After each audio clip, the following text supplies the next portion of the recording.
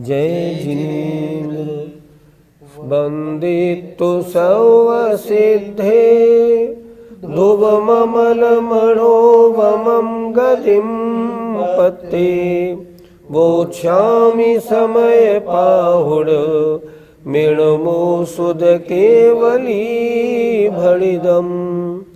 पंच परमेष्ठी भगवान की जय।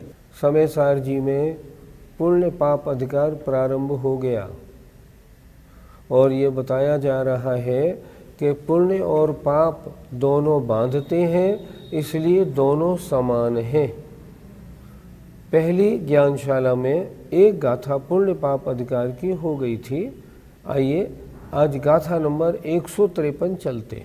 सौवर्णियं पीडियलम्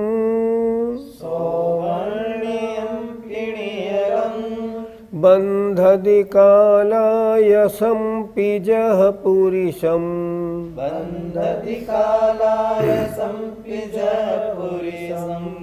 बन्धदि एवं जीवम् सुहम सुहम वा कदम कम्मम्। बोलिए।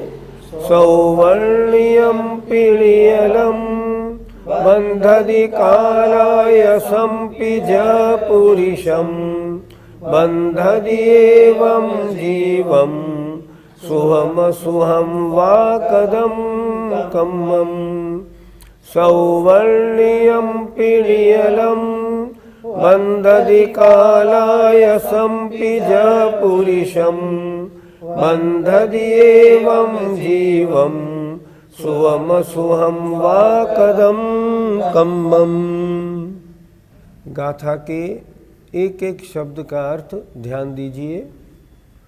सौवर्णियम सोने की, पी भी ण्यल माने बेड़ी, बंधदी बांधती है, और कालायसम अर्थात लोहे की बेड़ी भी, जह माने जैसे, पुरुषम माने पुरुष को बांधती है। अगर सोने की बेड़ी लगो तो भी बंधन हो गया, लोहे की बेड़ी हुई तो भी बंधन हो गया। एवं इसी प्रकार जीवम माने जीव को बंधदी बांधता है, शुभम अशुभम शुभ और अशुभ, कदम माने किया गया कर्म, अर्थात शुभ कर्म करो या अशुभ कर्म करो, दोनों किए गए कर्म जीव को बांधते हैं। कर्म का बंध तो है ही, इसलिए जीव को बांधते हैं। आचार्य क्या कहना चाह रहे हैं? आचार्य कहते हैं यद्यपि जो शुभ बंध है और अशुभ बंध है उसमें इतना अंतर है कि शुभ बंध सोने की बेड़ी, अशुभ बंध लोहे की बेड़ी, लेकिन दोनों बंधन तो है ही। इसी प्रकार उन्होंने कहा जीव चाहे शुभ कर्म का बंध करे चाहे अशुभ कर्म का बंध करे, बंध तो है ही। फिर एक बार देखें। सौवर्णियम सोने की भी, नियम माने नियलम माने बेड़ी, बंधदी बांधती है, और कालायसंपि लोहे की बेड़ी भी, जह माने जैसे, पुरुष को बांधती है। तीसरी लाइन पे आइए। एवं इसी प्रकार जीवम माने जीव को सुहम असुहम, शुभ हो या अशुभ हो, कदम माने किया हुआ कर्म, बंधदी बांधता है। ये नहीं सोचना है कि शुभ कर्म किया है तो बंध नहीं होगा, बंधेगा तो अशुभ से भी बंधेगा। लेकिन आचार्य ने अंतर बता दिया, एक लोहे की बेड़ी है, एक सोने की बेड़ी है। इस तरह दोनों में अंतर तो है, पर बंद दोनों करते हैं। अर्थ देखिए, जैसे सोने की बेड़ी भी पुरुष को बांधती है और लोहे की बेड़ी भी बांधती है, इसी प्रकार शुभ या अशुभ किया हुआ कर्म जीव को बांधता है। ठीक। पंडित जी, दोनों बंध की अपेक्षा कैसी है? बंध की अपेक्षा चाहे शुभ कर्म हो या अशुभ कर्म हो, शुभ कर्म बंधे या अशुभ कर्म बंधे, आत्मा तो बंधती ही है। इसलिए बंध की अपेक्षा दोनों बंध रूप हैं, इसमें कोई अंतर नहीं, दोनों आत्मा को बांधते तो हैं। पंडित जी, दोनों प्रकार के बंध का फल क्या है? शुभ बंध का फल है सांसारिक सुख और परंपरा से मोक्ष। अशुभ बंध का फल है सांसारिक दुख, दुर्गति और परंपरा से संसार भ्रमण। शुभ कर्म का बंध का फल है उत्तम सहनन की प्राप्ति, जिससे अगले जन्म में मोक्ष की प्राप्ति के लिए आगे बढ़ा जा सके। शुभ कर्म का फल है ज्ञान की प्राप्ति, आरोग्य की प्राप्ति, सारे मोक्ष प्राप्ति के लिए मिलने वाले अच्छे अच्छे संयोगों की प्राप्ति। अशुभ कर्म का फल है दुर्गति की प्राप्ति, सहनन भी बुरा मिलना, शरीर भी बुरा मिलना, सारे संयोग भी खराब मिलना, ताकि वो मोक्ष मार्ग में नहीं बढ़ने दें और इतनी समस्याएं हो जाएं जो व्यक्ति धर्म या मोक्ष के बारे में सोचे ही नहीं। शुभ बंध सांसारिक रूप से अच्छा है, लेकिन अगर सांसारिक सुखों की कामना के लिए धार्मिक कार्य किए गए हैं तो वे तो पाप बंध ही कहे हैं। आचार्यों ने सांसारिक सुख की कामना के लिए किए गए पुण्य को क्या कहा है? पापानुबंधी पुण्य। और आचार्यों ने लिखा है ये पापानुबंधी पुण्य तो पाप ही है, क्योंकि इस पुण्य के फल स्वरूप जब इस जीव को सांसारिक वैभव मिलेगा तो ये आसक्ति पूर्वक भोगेगा और दुर्गति का पात्र होगा। इसलिए जो बंध मोक्ष प्राप्ति आत्मकल्याण की दृष्टि से जो शुभ बंध किया गया है वो परंपरा मोक्ष का कारण है, जबकि अशुभ बंध तो अति निंदनीय है, एक इंद्रिय और नरक निगोद में ले जाके पटकने वाला है। इसलिए अशुभ बंध तो सर्वथा हेय है। पंडित जी, हमें दोनों प्रकार के बंधनों को समान मानना चाहिए? हमने पहले भी बताया था, आचार्य कुंद महाराज ने ये समय सार ग्रंथ हम गृहस्थियों की अपेक्षा नहीं लिखा, ये तो उन मुनि महाराजों की अपेक्षा लिखा है जो शुभोपयोग शुद्धोपयोग में आते जाते रहते हैं, उनकी अपेक्षा लिखा। उनकी अपेक्षा हमको क्या बात समझना, शुद्धोपयोग में रहो, शुभोपयोग या अशुभोपयोग में जाने का क्या काम। शुद्धोपयोग में बंध नहीं, शुभोपयोग अशुभोपयोग बंध का कारण है। उनकी दृष्टि से दोनों समान हैं। अब मैं आपसे प्रश्न करता हूँ, अगर आप धार्मिक कार्यों को और पाप कार्यों को समान मान लोगे तो करोगे क्या? ये बताओ, क्या करोगे? अरे पाप कार्यों को छोड़ के पुण्य कार्यों में लगो, ये आगम का आदेश है। जब तक हम गृहस्थी में हैं हमारा कर्तव्य है पाप कार्यों को छोड़ें और पुण्य कार्यों में लगें, लेकिन एक धारणा ज़रूर बनाई हुई रखें कि जब तक पुण्य और पाप कार्यों में हम लगे हैं ये मोक्ष मार्ग नहीं है।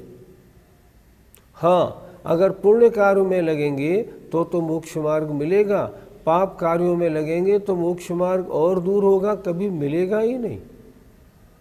इसलिए हमें क्या करना है, हमें दोनों में अंतर मानना है और अंतर मानने के साथ साथ पाप कार्यों में बिल्कुल नहीं लगना। हम तो गृहस्थी हैं, गृहस्थी में तो पाप कर्म होते ही होते हैं, ठीक, फिर भी जितने कम हो जाए उतने कम से कम करें। और गृहस्थी में भी रहते हैं तो प्रतिमाओं को धारण कर लें ताकि पाप और कम हो जाएं। पापों को बढ़ाने की बात नहीं करें, ऐसे व्यापार नहीं करें, ऐसा खाना पीना पहनना उड़ना, उनसे दूर रहें जिनमें हिंसा होती है, उन सब से दूर रहें। किस कार्यों में लगें? पुण्य कार्यों में लगें, ये हमारा कर्तव्य है। इसलिए जितने श्रोतागण हैं मैं उनसे कहता हूँ, आपके लिए पाप हेय है, वर्तमान में पुण्य उपादेय है। जो एक गाथा थी इसमें, शुद्धो शुद्धादेशो, गाथा नंबर 12, उसकी टीका में पंडित जयचंद जी ने स्पष्ट लिखा है, जो गृहस्थी हैं उनके लिए तो पुण्य कार्य उपादेय, पाप कार्य हेय है। और जब मुनि बनने की नौबत आएगी तब हम सोचेंगे पुण्य कार्यों से बच के अपने को शुद्ध उपयोग में लगना है, तब ये दृष्टि हमारी यथार्थ सामने आएगी। अभी अगर ले लेंगे तो करेंगे क्या? पंडित जी, गुणस्थानों की अपेक्षा इन दोनों में कौन सा हेय है, कौन सा उपादेय है, इन दोनों में क्या अंतर है? एक बात तो बहुत स्पष्ट समझ लें, सम्यक दृष्टि, हम गृहस्थियों की दृष्टि कैसे होनी चाहिए? श्रद्धा में तो ये हेय है, दोनों प्रकार का बंध। क्यों? कि ये मोक्ष मार्ग में लगाने वाले नहीं, लगा भी देंगे प्राथमिक तो मोक्ष प्राप्त कराने वाले नहीं। मोक्ष प्राप्ति के लिए तो शुद्धोपयोगी ही बनना पड़ेगा। इसलिए उस अवस्था में तो वैसी ही दशा होनी चाहिए। अब गुणस्थान की अपेक्षा अगर हम देखें तो पहले 4 गुणस्थान तक, 5वें गुणस्थान तक, 6ठे गुणस्थान तक निरंतर जो शुभ कार्य हैं वे उपादेय हैं, लेकिन श्रद्धा में शुद्धोपयोग ही उपादेय है। 7वें गुणस्थान में जो मुनि महाराज आते जाते हैं वो निरंतर इस कार्य में लगे रहते हैं कि कब शुद्धोपयोग हो, कब शुद्धोपयोग हो।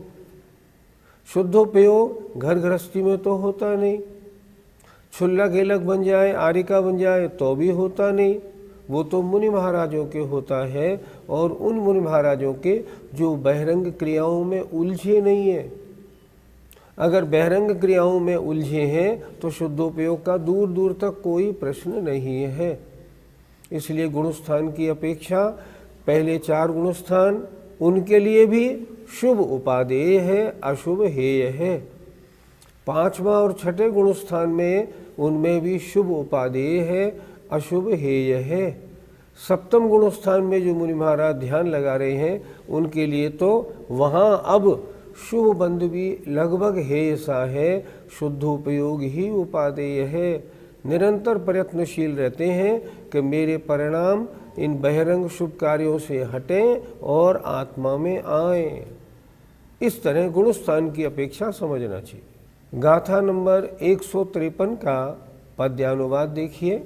2 बेड़ियाँ कनक की एक लोह की है, जो एक सी पुरुष को कस बांधती है। लो कर्म भी अशुभ या शुभ क्यों न होवे, त्यों बांधते नियम से जड़ जीव को वे। कितनी अच्छी तरह लिखा है, चाहे शुभ कर्म हो या अशुभ कर्म, जीव को तो वे बांधते ही हैं। आइए अगली गाथा देखते हैं। 154।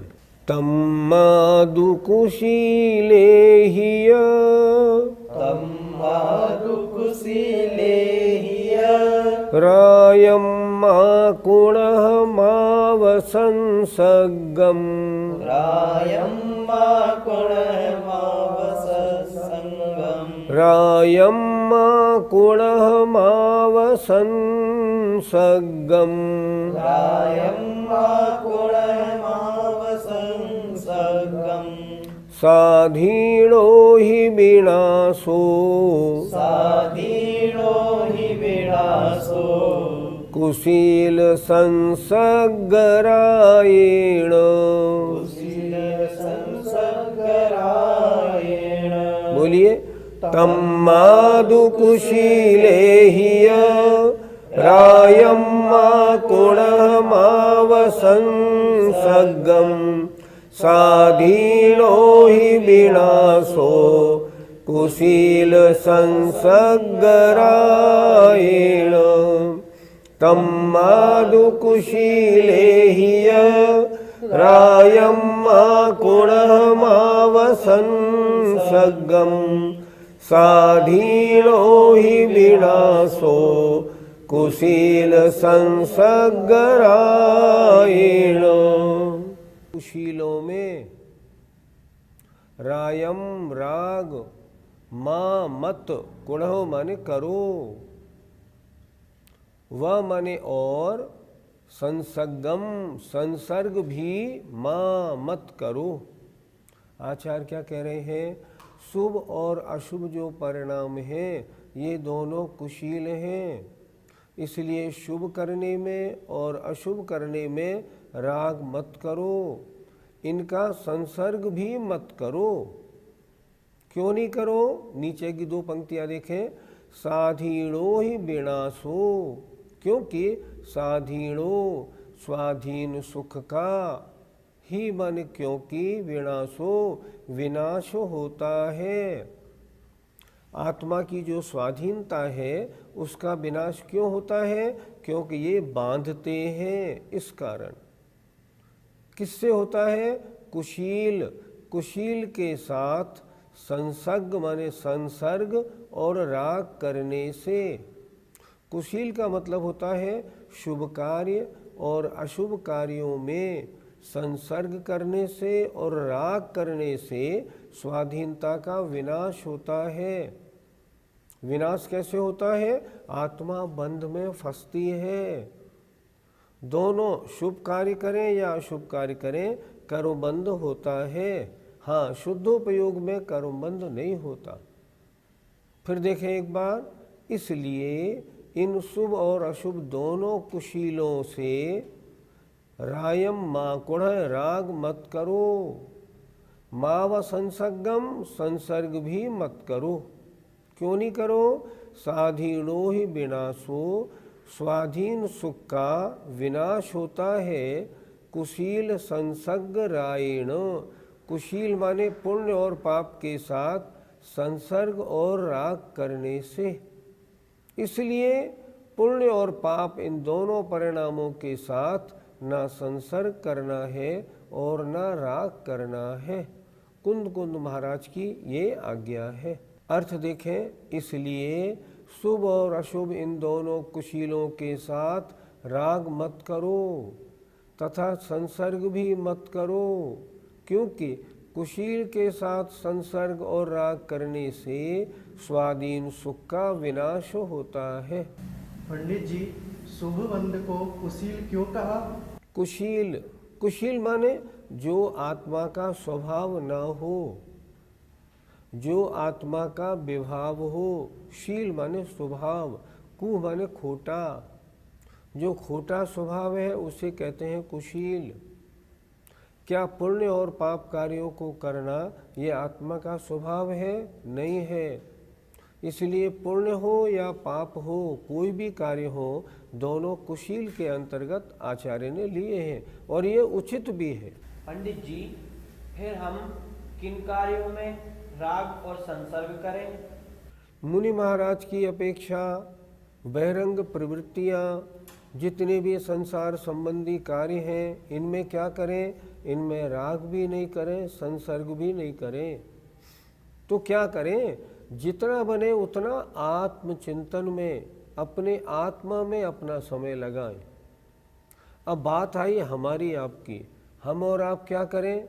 हम और आप राग करें शुभाश्रम में, संसर्ग करें शुभाश्रम के निमित्तों में, ताकि हमारे शुभ बंध हो, शुभाश्रम हो और वो शुभ बंध हमें अगले जन्मों में ऐसे निमित्त, ऐसी जगह ले जाए जहाँ हमारे कल्याण का मार्ग हमें आसानी से मिल जाए। अगर अशुभ बंध में हम लग गए तो एक इंद्री दो इंद्री में जन्म हो गया, अनंत भव, असंख्यात भव यूं ही बर्बाद हो जाएंगे। इसलिए हम गृहस्थियों को क्या करना, मन लगा के धार्मिक कार्यों को करना है। मन लगा के धार्मिक कार्यों को करें। कुछ लोग ये कहते हैं हम तो पूजा करते हैं हे मान के, नहीं, बिल्कुल 100% गलत, दुर्गति होगी गारंटी से। नहीं, ऐसा नहीं।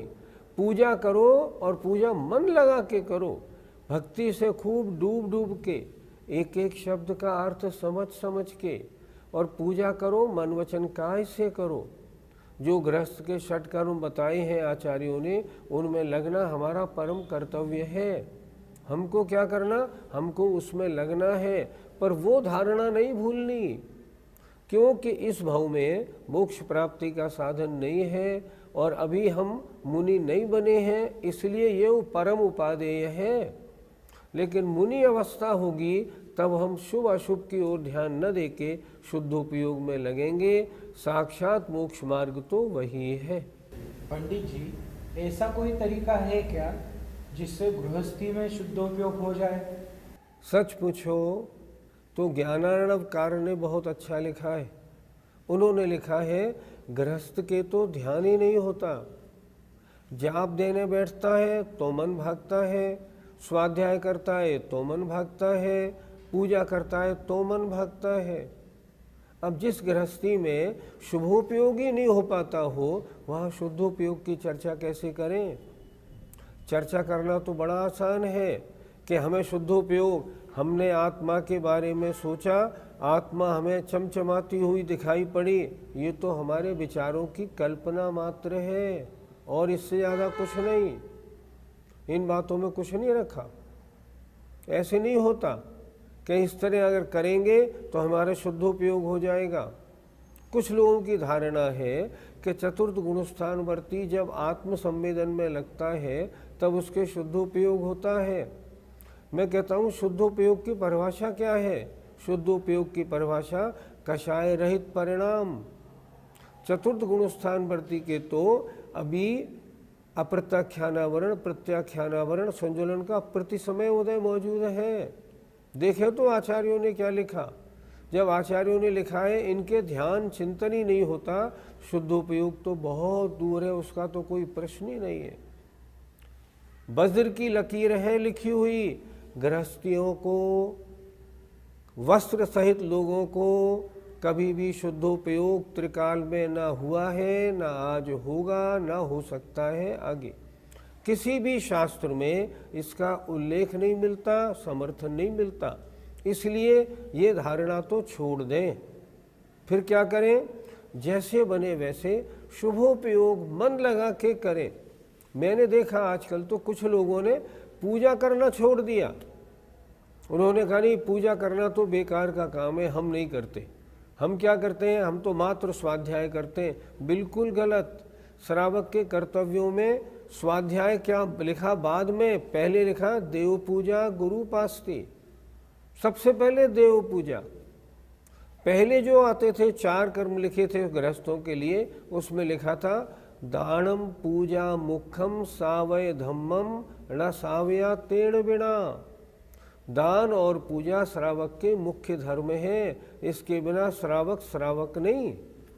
जब इतना स्पष्ट लिखा हुआ है फिर पूजा से क्यों भागना? पूजा मन लगा के करना, एक एक शब्द सोच सोच के, समझ समझ के करना, अच्छी सामग्री से करना, हर तरह से ऐसी भक्ति में डूब के करना जो हमको शुभ कर्म का महान बंध हो और अगले भवों में हमें मोक्ष मार्ग मिल जाए। गाथा 154 का पद्यानुवाद देखते हैं। दोनों शोभा शोभ कुशील कुशील त्यागो, संसर्ग राग इनका तज नित्य जागो। संसर्ग राग इनका यदि जो रखेगा, स्वाधीनता विनशति दुख ही सहेगा। जय जिनेन्द्र।